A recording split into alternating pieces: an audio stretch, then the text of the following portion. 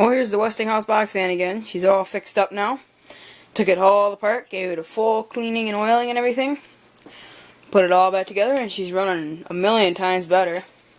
Well, as you guys can see, it says 2-speed on there, but I just showed 3 different speeds. Here's the fan's original switch right here. It was a push button, but as you guys saw in the last video, I had a screw jammed in there so I could still turn it because the button was broke. It's a 2-speed switch, but the fan's motor is not 2 speeds. It had a 3-speed motor, but then they had the medium wire, which is the green wire, was just capped off, not doing anything. I call this thing a factory freak fan because the motor is painted white, as you can see, but the windings and everything are also painted white. But underneath that white paint, because there's some falling off behind the blades, is avocado green, the same color that's on there.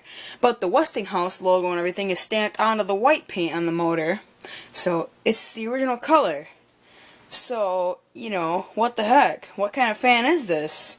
But it was produced, because I've had 2 of these. And the other one was the same way. The motor was avocado green to the white, and the medium wire was capped off. So, as you guys can see, there is now the white wire inside the tie there.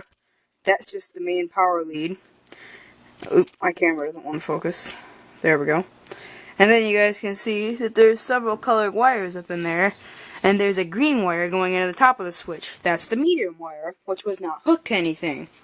So this is a really interesting fan. But all in all, it actually works great. I didn't have a normal 3-speed switch, so I put in the ceiling fan switch, but it actually works really well in there. And I think I actually am just gonna leave it like that, because it's really smooth to pull and everything. And actually, it doesn't even look too bad in there, really. But anyway, that's it for this video. So, as usual, thank you guys for watching. And I hope all you guys enjoyed.